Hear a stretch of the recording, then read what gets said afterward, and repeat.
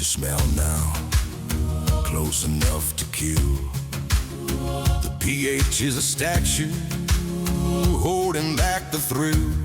I feel the 500 nitro balanced in my hand, a masterpiece of steel in the finest timberland. Firelight scroll and the barrels cold and blue, built to send us solid and to see the contract through. The years are pinned back and the head begins to sway. The master of the marshland is coming for the day. Wait till he turns. Now, give him both barrels. Roll let that double bark across. All right, good evening, everybody. Thank you very much for joining me today on yet another episode of Round the Fire with Kingsley Safaris. Just first up, thanks very much for everybody that's kind of jumping on the whole YouTube bandwagon. Thank you very much. I see the subscribers slowly creeping up there. I've received some really cool comments and some feedback. So thank you, guys. I truly do appreciate it. Today's episode, I know that a lot of you guys listening to are going to find a ton of value in. It's really going to be an episode that's packed with some good, important information. I've got a returning guest on, Stuart Dill from episode 97, and he actually reached out to me and said, look, I wouldn't mind sharing some feedback from my last trip, some taxidermist things, some things I've learned. Maybe, or will it be of any value to listeners? And I was like, hell yeah, let's do it. That sounds like a great idea. So he's back on the show. Stuart, how's it going, man? Good to see you again. It's going good. I'm happy to be a return guest here for episode number 2 on Round the Fire. You know what? Whenever I have a return guest on, I always kind of like go back and see what number they were on. And for me, I mean, I enjoy doing the podcast, but you kind of, you know, it's like a week, 2 weeks, 3 weeks later. It's not like an everyday thing. And I never feel like I do a lot. And then I might look at the episode and say, okay, this is going to be episode, I don't know what this one's going to be, episode 135 or 6 or whatever it may be. And then I was looking back when you were on. Yeah. I was like, shit, he was in episode 97. Like that was a while ago, but it feels like we just chatted last week. So it's definitely good to have you back on, man. Yeah. I mean, it actually, you know what? So that would have made you probably, this is 40th podcast since we last spoke. So, I mean, hey, that's that's more than one a week. So you're doing good. Yeah, I'm trying. Like I said, I can't sit still. I think, my wife and I, we really enjoyed the Yellowstone TV series. Oh, yeah. So we really enjoyed that. And now, obviously, there's all those spin-offs from it. Yeah. And I said to my wife, okay, we're going to sit down, like we're going to get into the new series. And I think we watched one episode and I was fidgeting and I was up and in the kitchen. I was doing something, banging him off. I was like, you know what, just go and do something else because you're not going to concentrate and watch these things. So, I know it's the same way for me. My wife is all into those shows, and I can watch about the first 7 minutes, and then I'm just off doing something else, or sitting back over here looking at my African trophies. So yeah, man, but otherwise, you guys all good? You're up in Missouri, is that right? Yeah, we're in Southwest Missouri here, just outside of Springfield, and it's May, and it was like 73 degrees today, and we've gotten quite a bit of rain in the last week, so it's been a beautiful spring.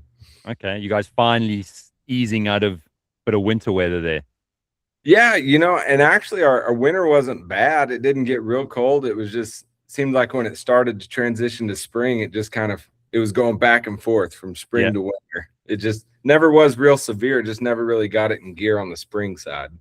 Oh, I think Texas gave up its winter like 7 months ago. It's been rainy and hot here, so we can't complain.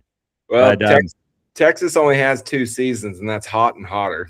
That's it. Well, you'd know, you're originally from Texas, aren't you? Is that right? If I remember correctly? Not originally, but I spent most of I lived in Texas for about 15, 20 years. Yeah. Oh, okay. So you know what it's all about, at least. Yeah. Well, yeah, man, like I said, it's great to have you back on. For anybody listening, I highly recommend, if you I'm sure Stuart will give a little bit of a recap, but Stuart and his lovely wife, Kayla, were on, and they did a really cool episode. So I suggest if you kind of want to go and sit and listen to that one first. That's episode 97. I highly recommend you guys do. Or you can just stay tuned to listen to this one because Stuart's going to give a bit of an update. But yeah, man, you reached out to me and you were like, look, I went to Africa. I've obviously learned a lot. I'm kind of in the thick of it, of bringing the trophies back, dealing with taxidermists, going through that whole ABC process. And you wanted to share some insight, which thanks very much for that, man. I'm sure a lot of the guys listening would appreciate that. But why don't you kind of, I don't know, give us a bit of a recap of your trip, and then we can lead in from there. Yeah, so just kind of start on a quick recap of the trip. Last July, my wife and Kayla, we went on our first African safari. We were in South Africa for a week. Shot way too many animals. It's easy to get carried away, but yeah, ended up took a zebra, a blue wildebeest, a kudu, a blesbuck, an impala, a jackal, and a Cape buffalo. And yeah, it was just it's easy to get carried away in Africa, but it's worth every penny. I can promise you that. And so yeah, if you want to know more about those details, I'd go back and listen to episode 97. We were there for a week, took those animals, and one thing that's interesting about Africa, and I'm sure with any international destination, but probably more specifically with Africa, just because of the amount of animals that you're hunting in one trip, a single animal, depending on what species, if it needs a CITES tag or where you're at, you can just throw the cape and the horns in your luggage and bring them home. But Africa, obviously, 7 different animals, you can't just throw those in your luggage and bring them home. And, you've got to go through all the export and import permits, depending on species.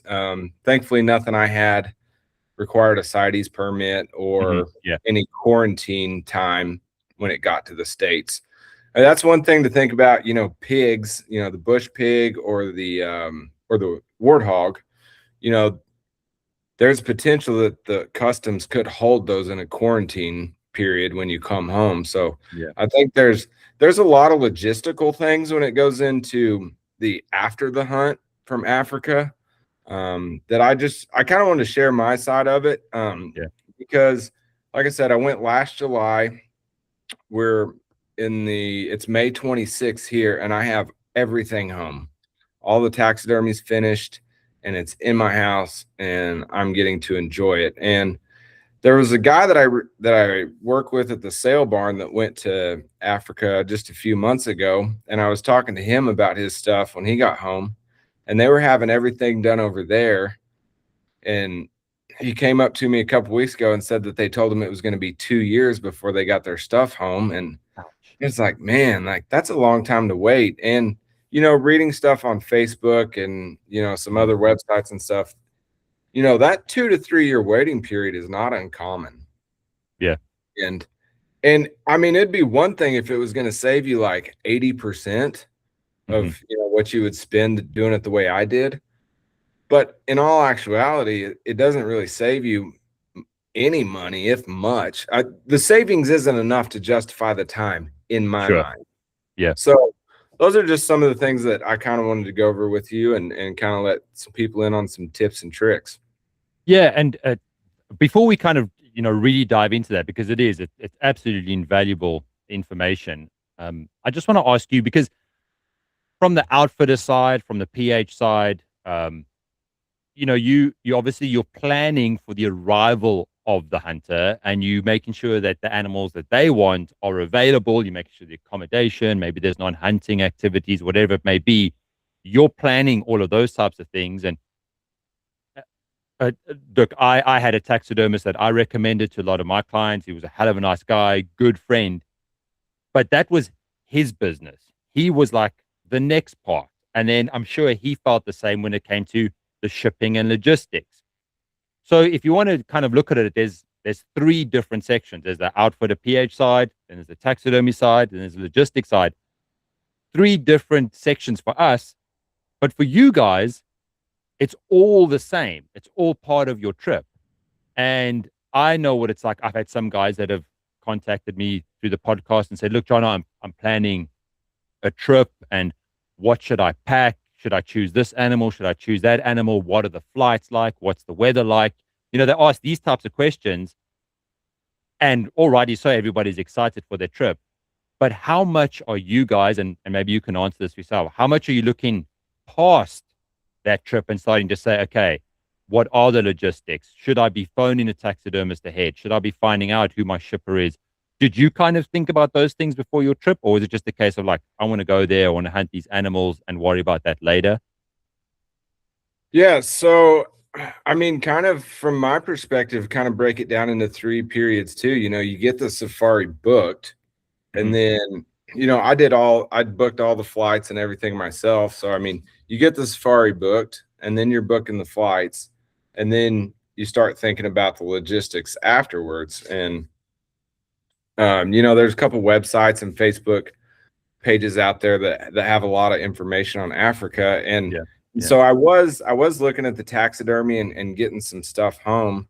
And so I just thankfully I just kind of was lucky enough to get ahead of the curve on that, and got Right. that, at least got the plan of I was going to bring the stuff home and have the taxidermy work done here Hmm. before I went. And also, thankfully I have a taxidermist that lives about an hour from my house that's been to Africa 21 times. That's good. He's been he's been a full-time taxidermist for 30 or 40 years. So Yeah. like, that's the other side of it. If you're going to bring it home, you want to find somebody that's done African animals before. 100%. You don't want your kudu looking like a white-tailed deer, and you don't want your Cape buffalo to look like a black bear, or Sure. something like Yeah. that. So I think if you're gonna bring it home, I think it's very good to do due diligence and find somebody, because I mean, there's whitetail guys that would probably do a kudu for $700, but it's gonna look like a white-tailed deer. Yeah. So that's something, and that's kind of the argument that a lot of the African people use, which is a fair argument. I mean, they know Hmm. what African animals look like. So artistically, they're I think you could make the argument their work might be a little bit better. Yeah. Yeah. That's always been kind of something that they tended to fall back on. And they used to say, well, the molds that they use were not the right size. So hence, like you were saying, your kudu is going to end up looking like a whitetail because maybe they haven't got the right size or the right shape. But as you say, there's a taxidermist just down the road from us in St. Angela that does phenomenal work. Actually, I dropped my bobcat off there a while ago, and Yeah. you walk in, and I mean, there's African animals for days, Yeah. but it's not just like a whole load of impala. You're seeing roan antelope, you're seeing bongos, you're seeing sitatungas, not just one or two of them, 5, 10, 15 of them. So even this thing of like, oh, but the rarer African animals that might not be able to handle it, I think that has kind of fallen by the wayside now. And a lot of the guys are saying, well, man, we've done 15, 20, 30 bongo. We've now got the molds and the shapes for it. So that argument doesn't kind of really count anymore. But Yeah. I'm sure for you, and I know you had a fantastic time with your outfitter, and from the previous episode, they did a great job. So I don't want this question to kind of come across derogatory, but did you still feel like there's a little bit of trying to twist your arm? Maybe they were like, would you like to go and see an African taxidermist? Maybe you want to get it here. Did you ever feel like that, or were you dead set in your mind that those trophies are coming back to the States? I was dead set on that they were coming back, but thankfully the taxidermist that I worked with here has also been to Africa with the outfitter that I went with. And in fact, Okay. the outfitters come over every winter and have a little safari party at his taxidermy shop. Oh, nice. So Okay. when they knew that it was going to him, there wasn't much of a pushback. Now, the guys that did the dip and ship out of Africa, the taxidermists there, of course, they sent me a quote to do everything. Sure. But I just, replied back, hey, I don't want any taxidermy work done. I want it dipped and shipped. And Mhm. after that, it was pretty much that was the end of that conversation. Okay. Okay. So you, from the get go, you basically said, this is what I want, guys. And they're happy with it and they just move on. Yeah. Yeah. It was pretty simple. For me, thankfully I definitely have read those stories and heard some of the stories about guys, getting their arms twisted about doing it over there. But, Yeah. I think, um, yeah, I think again, the outfitter and taxidermist relationship helped there. And I know there seems to be that kind of regionally across the US. I know, there's a taxidermist out of Salt Lake City that there's some other outfitters that do kind of the same thing with them. And, a lot of guys from out west take their stuff there. So I think, just depending on where you are regionally in the US, I think you can find a taxidermist that has, a relationship with somebody in Africa. Yeah. Yeah. Did you chat with your taxidermist like literally before you heading out and kind of said, these are the animals I'm going after? And maybe even just have a look at what he's done in his work personally, or ask his suggestions. Maybe you wanted mountain ideas. Did you chat with him beforehand and kind of give him a heads up that you're going over there? So a little bit. Yeah, I called him about a month before we left and basically told him what I was doing. And I told him what I was, planning on. And I think, at that point I had a list of like 4 or 5 animals, and he just kind of chuckled and he said, "Well, you're going to shoot more than that, I can promise you." Yeah. And he tells the story of the first time he went to Africa. He went over there to hunt, 4 or 5 animals and ended up shooting 9. So, um, yeah. But as far as, what we were going to do, we did have a brief conversation about it. But one thing he told me is, if you get the skull and capes back here, he's like, we just got to get the capes tanned. But he's like, if doing the taxidermy doesn't fit in your budget, right away, as long as we have them tanned, then we can just do one animal every 3 or 4 months. He's like, I'll work with you on the budget and how it fits your schedule. So, Okay. and so I think that's one, I think that's another beauty of bringing it back to the US is you have a little more control to kind of do things as it fits the budget. If your taxidermist is okay with that. There may be some that don't want to do it that way, but this guy was more than willing to, hey, we get things tanned. We can do 1 a quarter, we can do 2 a year, however, whatever works for your budget. That's actually a really interesting point you bring up that I never even thought of or considered, because obviously what happens for a lot of the times, the guys get all their trophies mounted in Africa and it gets shipped across, everything's done. And you see on hunting forums, you see on Facebook, everyone says it's like a second Christmas. They're Yeah. packing the boxes, all the mounts are there. They just put them slap straight up on the wall. Happy days, everything comes back. And there's definitely an excitement in it. But like you were just saying, if you bring them over to the States and you're not pushed for an exact time, I want everything done all at once, you can kind of move at your own pace. So that's a very interesting concept too. Again, budget wise, or maybe someone that's just a little bit more laid back and says, you know what, the trophies are here in the States. I can go an hour away, just like you said, and keep an eye on them, as opposed to being so far from Africa and not knowing what it's going to be like, maybe getting a photo here or there. I think that's quite an interesting point that you bring up, and definitely something someone should consider. Yeah. Yeah. And, another thing is once everything got to his shop, the skulls and horns came, even though I had the capes, but the skulls and horns still came where if I just wanted to do a Euro mount on them, I could have. Okay. And then you think about the bigger animals like the kudu, like those Yeah. things are big animals. And like I'm looking at this guy right now and he takes up a lot of space. And so, I could have brought those horns home and looked at how they would fit on the wall. And then maybe Right. I want to do a wall pedestal, or maybe I just need to do them straight. Mhm. You can look at those things before you pay for it and commit. Because once it's on the mold and it's sewed up, that's it. Yeah, You're not changing anything. So, exactly. and especially if you have limited space, like I only have 8-foot ceilings, and that kudu just like swallows room. Yeah, again, another point. I think it just offers that sort of flexibility for sure. There was a buddy of mine that hopefully we're going to do a podcast with in the future, and he hunted with me back in Africa, shot a whole bunch of animals. had everything sort of mounted and shaped for his house.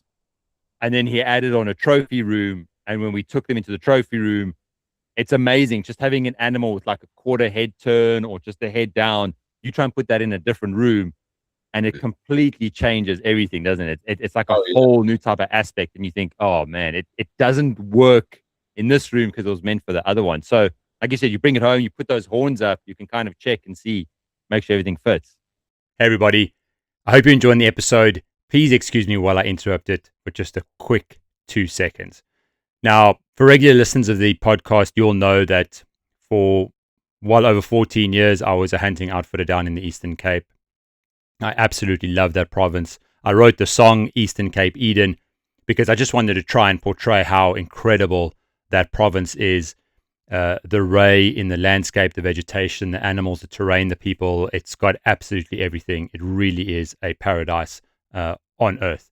As you know, I am no longer outfitting in South Africa, but what I have done is I've teamed up with a very, very good friend of mine. He runs an incredible hunting operation down in the Eastern Cape, and his setup is very similar to how I used to run things down with Kingsview Safaris.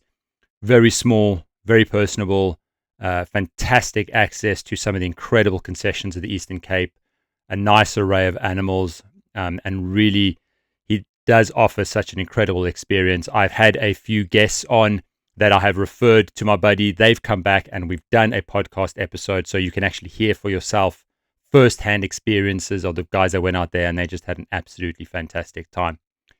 So if you are planning maybe your first trip to South Africa, maybe it's your second, maybe it's your third trip to South Africa, and you haven't quite been to the Eastern Cape and you really like to go and explore, experience it, and maybe there's a few animals you need to add to your trophy room that come from the Eastern Cape, then please feel free to reach out to me via email, jonomchugh@gmail.com. That's JONOMCHUGH@gmail.com.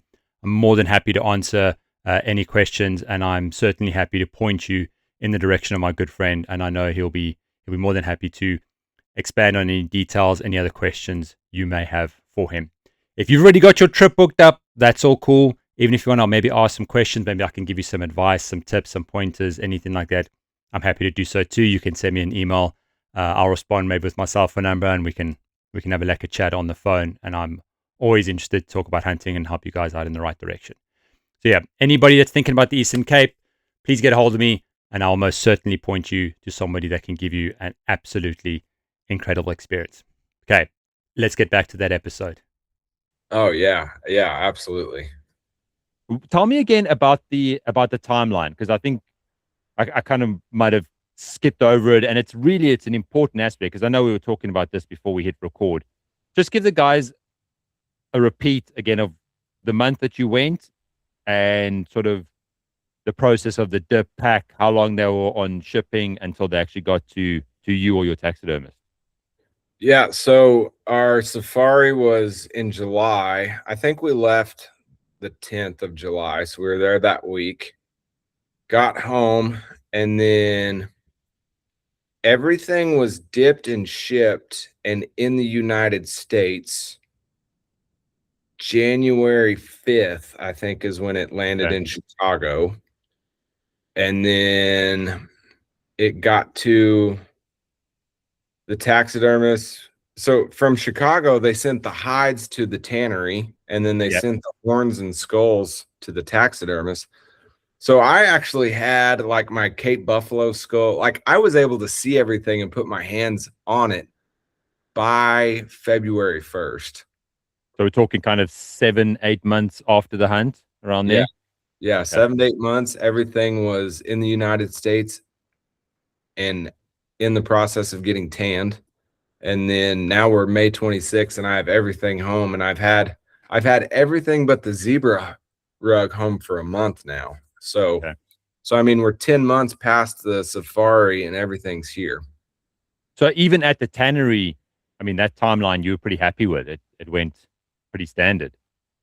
Yeah. And you know, that's another blessing of using the taxidermist that I did, is he kind of gets to go to the front of the line with this with the tannery, because he had such a long relationship with them. You see, and I know you're aware of this because I think we kind of operate in a lot of the same Facebook and hunting forum groups, but you hear a lot of these guys that kind of just put out a question on the groups and say, "Hey man, I'm waiting on my trophies. I went to South Africa in, I don't know, let's say in July like you did, and it's been 18 months, 19 months, 20 months, and I get hold of the taxidermist, whether that's in South Africa or Namibia, wherever it be, and they always say, well, it's going to be 2 years. And a lot of guys reply back and they say, yep, that's pretty standard. And I can see where it can be difficult and confusing for a lot of the guys to kind of think, well, is it going to be standard? Is that not standard? You know, it's kind of difficult to gauge. But for you, it took, what are we, just under a year? Yeah, I think we're right at 10 months.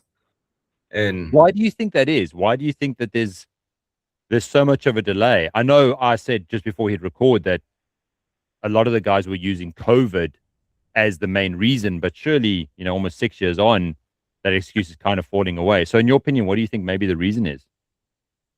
I mean, I never set foot in a taxidermist shop in Africa. So Yeah. I hate to, comment on what might be going on over there. It's just, I don't know. It's just hard for me to answer that, but I will say there's things you can do to mitigate that time. Yeah. And I'm just going to so I contacted my taxidermist a month before I left, and he sent me these cards, and they're essentially just laminated index cards. Now, on one side, it has my info and all my contact information. It has the taxidermist name, contact information. On the other side of the card, it has the broker's name and contact info, and then it has the tannery's name and contact info. And he gave me a pile of like 50 of these. He's like, I know you're only going to shoot 4 animals. He's like, but these things cost nothing, so I'm going to give you a bunch of them. He said, but here's what you got to do. He said, before you leave the animals at the taxidermist, or the animals leave you from the hunting camp, he's like, you need to make sure every skull and every hide has one of these tags on it. He's like, because there's 4 different people to contact on this thing, so it doesn't matter who opens the box and who finds it, they're going to be able to contact somebody. Yeah. And that was one of the things. After we would shoot an animal and take it to the skinning shed, I would always pull these out and give it to them, and it was like, hey, make sure they put these on there. Well, my PH, Johan, he was just, writing my name on them on a piece of paper and sticking it on there. But before we left, I made him go to the skinning shed, and we took the 20 minutes and I put a tag on every animal.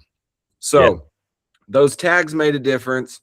Contacting the taxidermist and contacting the brokerage firm that you got to use to come through customs, all before I left.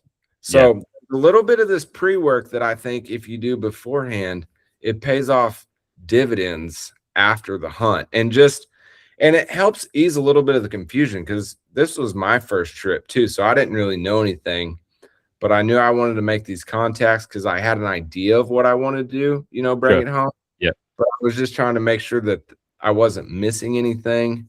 And so I really think that paid off big time, just doing that little bit of work ahead of time and making contact with everybody. And even though my taxidermist said he was going to contact the brokerage house, I went on the backside and contacted them too. And I said, hey, here's who I'm going with.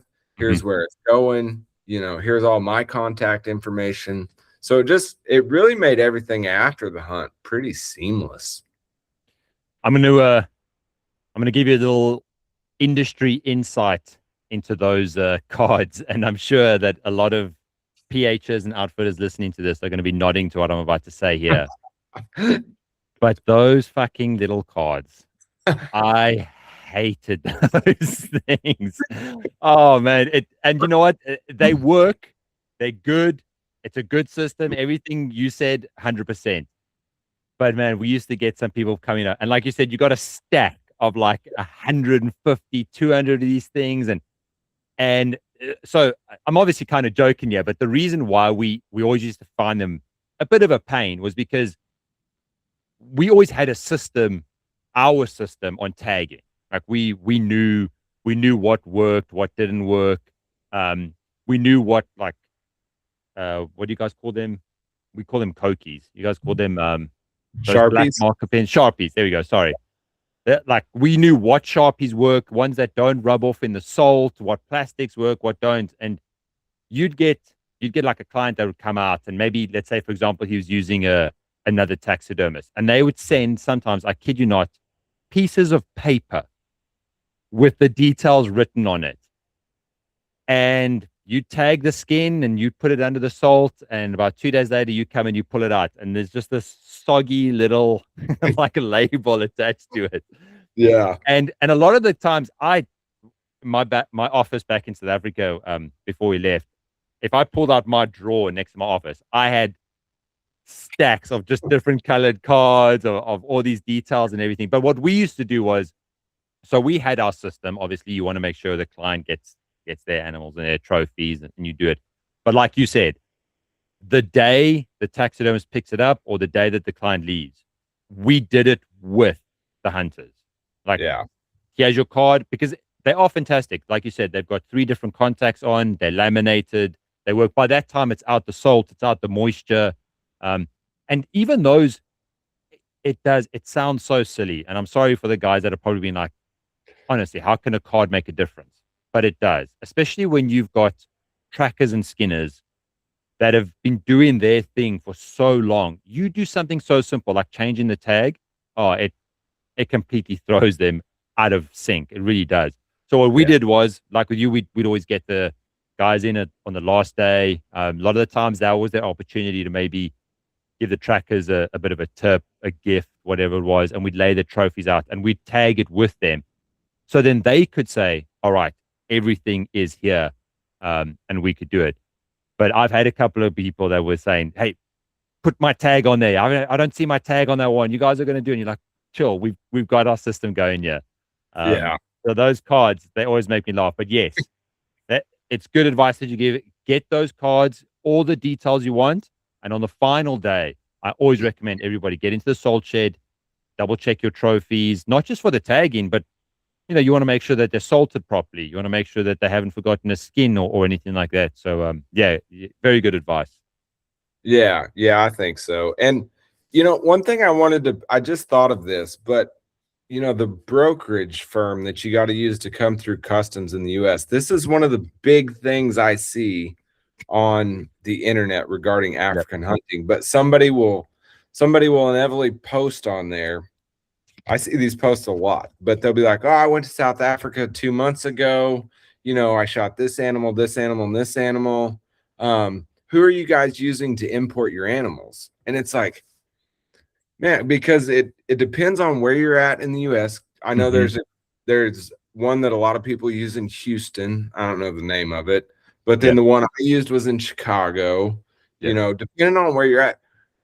But I mean, I think that's one contact you need to make and have an idea of what's going on before you leave, because it's just, because I had the information on my card. Well, if I'm 2 months removed from South Africa and then I'm trying to talk to the people in Africa and talk to the people at the brokerage house, like it can just create more confusion, where if you've already established that relationship with the brokerage firm before you leave, they already know what's going on. So if they get an email or a phone call from the guys in Africa, they already know who, instead of just, oh, well, I didn't know anything about this, who are we supposed to call? So 100%. I think that makes a big difference. It does. And a lot of the times, the brokers may have a personal relationship with the outfitter, with the taxidermist. They might have had clients that have dealt with them before, and they're like, oh, yeah, I know those guys. I can give them a call anytime. And that makes a big difference too. So again, like you said, just having that all lined up beforehand really does make a big difference, because, I mean, we know what it's like with logistics and moving things around. There's not always going to be problems, but when there is problems, they're usually big problems. And this is when the brokers, they earn their weight in gold, if I could say that. They really start to sort out the problems, know who to call, what time, where things are going. Because a lot of the times, for the guys that have gone to Africa for the first time, this is the part which you're really unsure about and you want someone else to handle it. Yeah. Yeah. And, speaking on the brokerage firms there, if something shows up in Chicago and nobody knows it's coming there, well, guess what? You're paying storage fees. Yeah. And those storage fees aren't cheap. But like my brokerage firm, I think it was, 2 or 3 days that it was in Chicago. And Mhm. so, I mean, I didn't have to pay any storage fees or anything. But like this brokerage firm, like my taxidermist has used them, the tannery has used them. Yeah. I'm guessing they probably had a relationship with the people that packed the stuff out of Africa. So as long as everybody's familiar with your name and there's somebody to contact, I think it just makes that much, it just pays off that much more. Definitely. And I'm sure now, I mean, I don't want to preempt this. I'm sure you've probably spoken with your wife about it, but I'm sure there's a second trip to Africa in the in the cards and being planned out. But you obviously feel more confident now when you go back. You know what to expect. You know what works, maybe what doesn't, and that would hopefully be an even smoother process. Yeah. Yeah. I mean, for my first trip to Africa, I mean, as far as everything on the back end went off seamlessly. So yeah, I mean, the next trip will be even that much easier. Now you just got to try and convince her for like a lion or a leopard or elephant or something like that. Get started on that big five. Yeah, yeah, no kidding. Yeah, elephant and lion are both right there up on the list. But so just to kind of go back to obviously the taxidermies and things, you said that you wanted them to come back to the States. Now, just for clarification, that's obviously not you discouraging getting them done in South Africa, because we've seen guys have had phenomenal work in South Africa and the guys do well. But this was just something that you wanted beforehand and you made that decision early and then you kind of planned accordingly. I know that you didn't do it in South Africa. Let's say if you wanted to do it in South Africa, how would you kind of go about it? Would you try and contact the taxidermist directly beforehand, or would you kind of work through the outfitter? What do you think would probably work best? So I think I would probably talk to the outfitter. Mm-hmm. And for me, let's say if I was going to go do a leopard, I Sure. would probably have the leopard done over there just because, you know, the taxidermist here, he's done a few of them, but Right. really he's only done a few of them. If Mhm. I'm gonna spend the money to go hunt something like a leopard, I want that taxidermy to be flawless. Sure. And I'm gonna do everything in my power to make sure that that's how it turns out. So probably what I'm gonna do is reach out to the outfitter and be like, hey, when we get the leopard, who's the best leopard taxidermist in South Africa? Right. Yep. And so that's probably the way I would go about that one. And I mean, I'm not knocking anything against the guys in South Africa, and I think it depends on where you're at in the US and do you have a good African taxidermy that's close to you? Yeah. Kind of like we said at the beginning, if a guy's only done, just out of taxidermy school and done 10 whitetail, I'm sure he's going to cut you a good deal on the kudu. Yep. But it's probably not going to look like a kudu. Yep. Yeah. And 100%.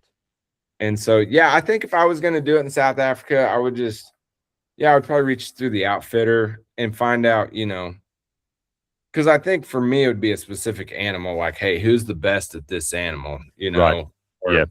who's the best at plains game or whatever. I would try to go find the guy that knows the most about those animals and just know it's going to be a wait time.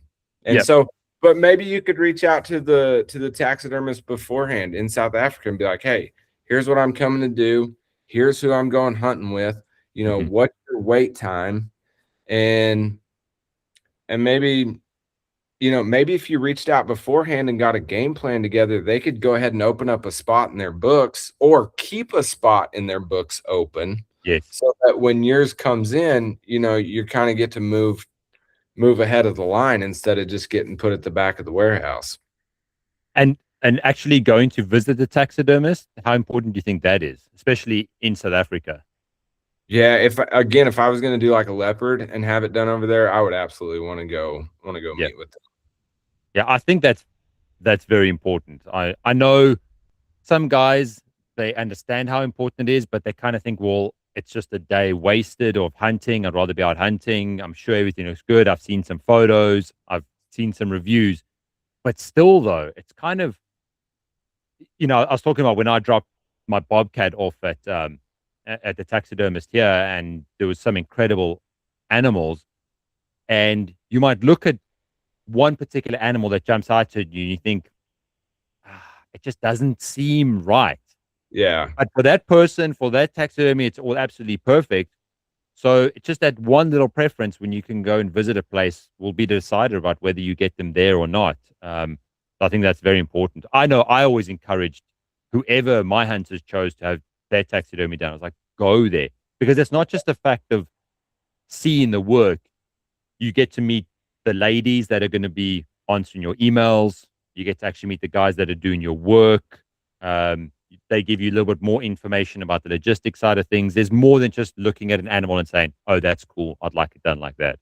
Yeah. Yeah, and I think, again, kind of going on that point of meeting the taxidermist, those guys are gonna know, which pose or how to mount the animal that's gonna show it off the best. Yeah. So, if you don't the last thing you wanna do is just pick one. Like, I mean, I would wanna go and say, "Okay, here's kind of what I want the leopard to look like. Maybe not Mhm. this pose, but this is kind of what I want. Here's how it's going to be. Is it going to be on a pedestal in the middle of the room? Is it going to be up on a high wall? At least have some ideas of what you want to put it. And talk to the taxidermist like, hey, what do you think is going to show off this animal the best? Because I mean that work lasts. They want their work to last forever, and they want you to tell everybody who did it. So I think just building that connection, that relationship, would just make the work, that much better. Oh, dude, I walked into the taxidermy and I said, I want my bobcat like this, and I want this feature, and I want the eyes like this, and the mouth must be like that, and I want him coming out here. And taxidermist was like, yeah, we can do that. And then I asked him how much, and I said, yeah, I'll just get a rug at the end of it. So just keep that in mind. Yeah, You kind of got to pay for what you want too. Doesn't matter yeah. who the taxidermist is. Yeah, so I actually trapped my first bobcat this winter, and I was Oh, like, "Oh, I'm cool. getting it mounted," and then I looked at how much it cost, and I was like, "Yeah," and I was like, "I got this big old African bill I'm getting ready to pay, so Yeah. maybe next year." Yeah. Oh man, I promise you, when you start thinking about the taxidermy, you have this vision of what your trophy room's going to look out, and then you have the reality of what your budget allows you to do, and it's just, if someone could make a meme out of it, it'll be fantastic. What your expectations are versus what you actually get at the end. Yeah, well, I'll tell you a funny story because so I had 3 shoulder mounts done, the Kudu, Impala, and Blesbuck, and me and my buddy went down there to pick it up. Well, a Kudu requires the bed of a pickup to haul it home, just in case anybody out there is wondering, because they're big animals. Yeah. So we get these animals home, and he's like, "Where are we gonna put them?" And I'm like, "I don't know. Like, we're gonna just have to." I mean, we had the entire living room just destroyed, and my Yeah. wife walks in and she's like, "What are you doing?" And I'm like, "Trying to find a place to put the Kudu." That's just the first one arriving. Yeah, yeah. I kind of chuckled at my buddy. I'm like, I always dreamed of having just a chuck full trophy room. I'm like, but man, where am I supposed to put everything? Yep. Yep. Isn't one of the coolest pages on Facebook the trophy rooms from around the world? Oh, I And love that page. you see the way that some of these guys have put these rooms together, and I mean, obviously the guys that do those little mountains and all sorts of stuff, and they do the landscapes, you just think, wow, that's cool. Yeah, yeah, I love that page. I'm always scrolling through it if I get very bored. And Yeah. yeah, just seeing some of those, the way they have those rooms set up is so cool. And it just, really displays the trophies in a great way. So with you hanging your trophies now, are you leaving spaces? Are you leaving gaps between each mount? Are you thinking one or two safaris ahead, yeah? Well, I don't have a lot of room, but so I'm not able to leave much room. But because so I shot a kudu, so now my big thing is the spiral horn, Sure. and getting all Yep. those. But I'm like, huh. Well, I guess I could move them over to that wall and just put all those animals over there. I'm like, but there's no way. I couldn't do a shoulder mount on an eland. Like those things are ginormous, and Yeah. I'm like, I don't even know where I'd put one. Yep. So yeah, I'm definitely trying to plan the spiral horn wall. What do you still need? You got your kudu, and I think, did you get an Inyala? No, nope, just the Okay. kudu. Oh damn, man, you got it. You got some work ahead of you. Oh, I know. Or one good safari, right? Yeah, that's gonna be a heck of a trip. We have to get you back for the third time of the podcast. Hear those Yeah, stories. yeah, absolutely. What so there's the Inyala, the bushbuck, and the eland, And the kudu. and a kudu. Yeah, so Yeah. four. Yeah. Yeah. Hey, listen, you can go Sitatunga, you can go Bongo, you can go Mountain Inyala, you can go Lesser Kudu. I mean, why stop? Why Yeah. stop there? Go full proper spiral. Yeah. Yeah. I mean, a bongo is kind of that upper echelon animal for me. And I asked the guys in South Africa last year about a bongo, and Johan just kind of rolled his eyes, and he's like, that is every PH's, Oh, every PH in South Africa, like that is the ultimate animal for them. it is, man. It's 100%. It's just that I'm so envious of those PHs that hunt them consistently, year after year. And I don't think I've had anyone on the podcast. I know I've had some people that are on the podcast that have shot bongos, but we didn't really like get too in depth into it. But I'd love to get someone on and just talk about bongo hunting specifically, because the photos and the stories and the videos you see from it, it's like a whole different hunt. It's unbelievable. Yeah, I've only talked to one guy personally that's hunted them, and he said they were pretty mean, and he shot Hmm. his with a bow, but then it charged him, and the PH had to shoot it with a gun. Damn. So in his mind, it wasn't even an archery kill, but it had a pretty wild story. Yeah, listen, if a PH has got to put an animal down afterwards, it doesn't matter what you shot it with. It's the severity of it kind of outweighs that big time. Yeah. Um, but yeah, look, in kind of just sort of closing up, because I think the way that you've given information and explained it already is really nice. Is there kind of just a few, let's say, for example, someone approaches you at a SCI convention or something, and they're like, Stuart, where do I start? I'd love to go to Africa. I've kind of got the animals that I want to hunt. I've kind of got my outfitter lined up. What's next? Give me like 3 or 4 points that I can do from this point for my trip to make it a lot easier.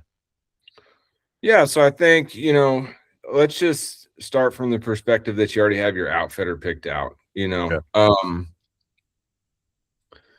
And then, I think the big deal is, having a game plan of what you want to do with your taxidermy, whether it's bringing it back here, whether it's doing it there. I think that's the place to start. Doing your research. And I think that's the big thing. It's just, if you're going to bring your stuff back, make all the contacts before you go. If you're gonna do your stuff over there, just tell the outfitter, hey, I'm gonna have my taxidermy done over there, but I want to go talk to the taxidermist while I'm in country.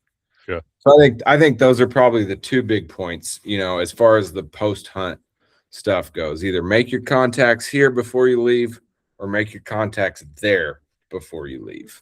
Mm-hmm. I love it.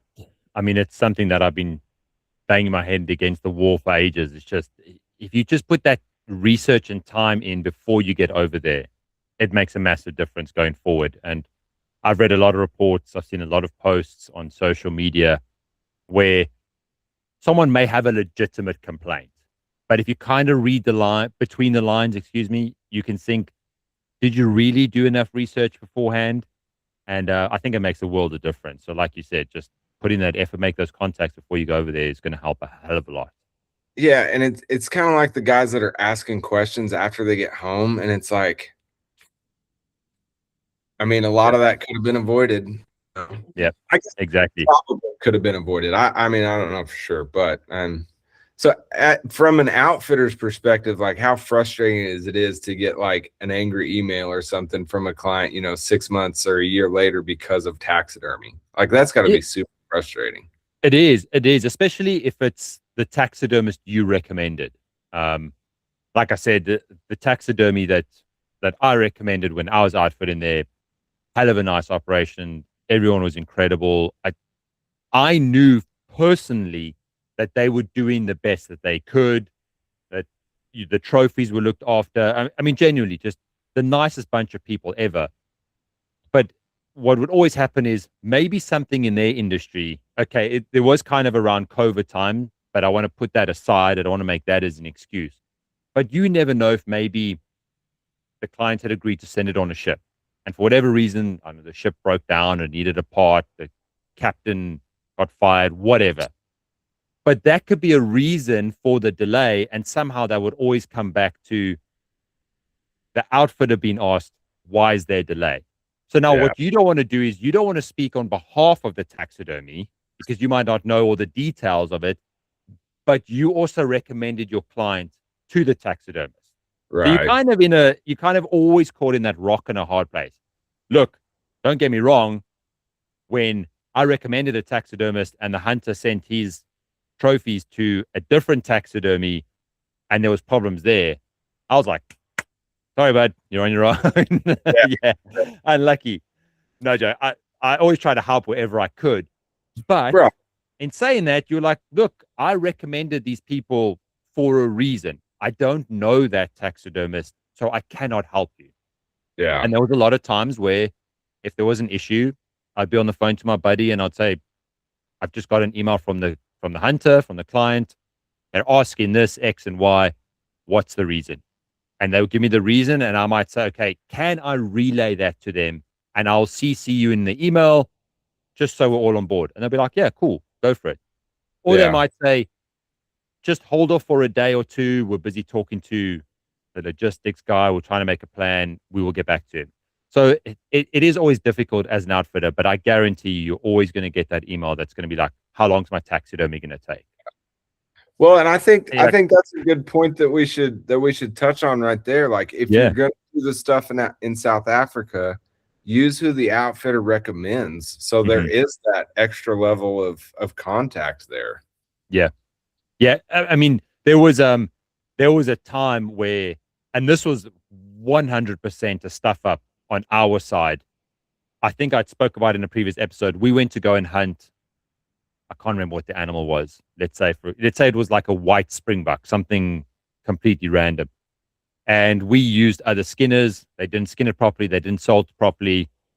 4 months down the line, you get the call, hair slip. Like the hair's falling out the cape. It's completely screwed. We can't use it.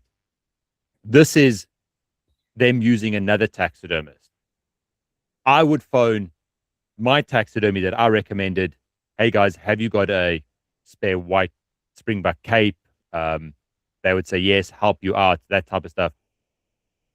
And you would never tell the client that. You would never say, oh, well, the one I recommended gave me a cape, so you should have used them.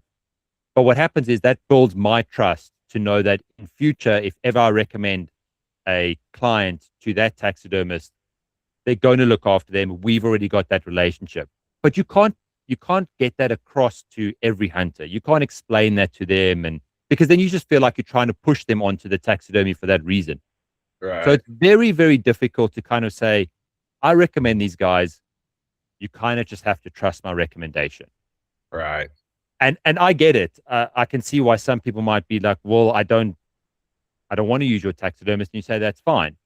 But there is a lot of good reasons why outfitters recommend taxidermists, because they've kind of been through the trenches. They've had those little screw ups and they've fixed them. They've had their backs, that type of stuff. I know at least that's a relationship I had with my taxidermist, where I always knew they were doing the best that they could. But then like I said, if it went to another taxidermy and there was hair slip there, I didn't have that relationship with that taxidermist.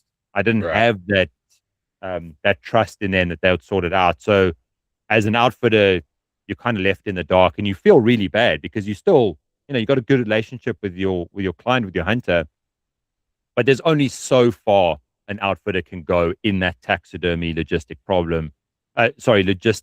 side of it, to the point where the outfitter can't do anything more about it. He's out the question. So it is difficult. Yeah. And I mean, outfitters aren't in the logistics business, so. No, but it's funny. People think outfitters we can pull rabbit out of the hat for a lot of the things, but logistics, it's a whole other story. And then once it gets into like US Fish and Wildlife and all those ones, you think, man, like I could put you on a 60-inch kudu bull, but I cannot go and get it cleared at Houston or Dallas or wherever it is. Like, you're asking too much there. Yeah. And I think, well, just kind of, there's so many moving parts and so many places and boxes that got to get checked, this stuff coming back into the US. So, just that much more pertinent to make those contacts before the trip, or, like I said, making those contacts before you leave the country, no matter how you decide to do it.